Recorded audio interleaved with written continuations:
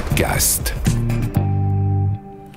Vous avez été nombreux à me questionner sur des exemples de podcasts de marque. Alors voici une petite compilation de podcasts de marque, d'entreprises produits par des radios. Il vous suffit de cliquer sur les liens pour retrouver et écouter ces podcasts, ceux produits par It West sponsorisés par Orange sur le thème des femmes entrepreneuses. Énergie Globale aussi a vendu une série de podcasts à Allianz. Chéri FM a vendu des podcast pour les produits laitiers. Et si on vient sur le terrain plus local, eh bien Cassis FM, on en a déjà parlé dans les briefings, a vendu des podcasts au conseil départemental et également à la métropole autour de la cité gastronomique du vin.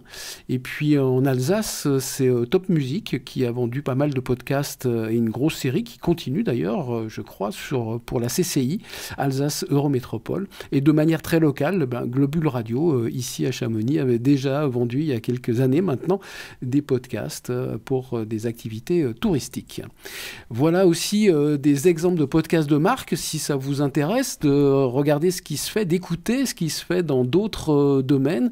Ce site internet a compilé toute une série de podcasts de marque qui sont rangés par catégorie, comme vous le voyez, et ça peut vous intéresser, vous inspirer d'écouter ce que des marques, là en l'occurrence nationales, font en termes de production de podcasts de marque.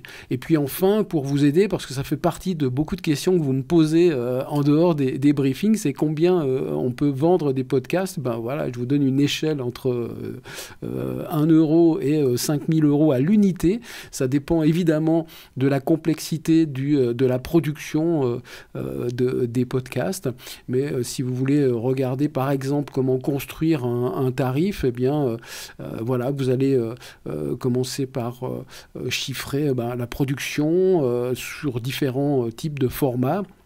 N'oubliez pas d'inclure aussi la promotion de la série de podcasts et de rajouter plein d'options. Vous avez un lien vers un article intéressant qui peut vous aider à trouver un argumentaire complet pour motiver les clients à investir dans le podcast de marque.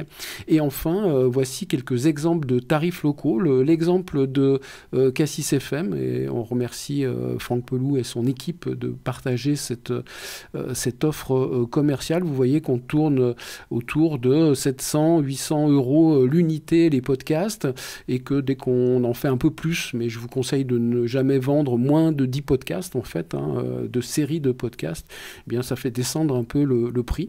Du côté de Mistral, on a choisi de mettre la barre un peu plus haute.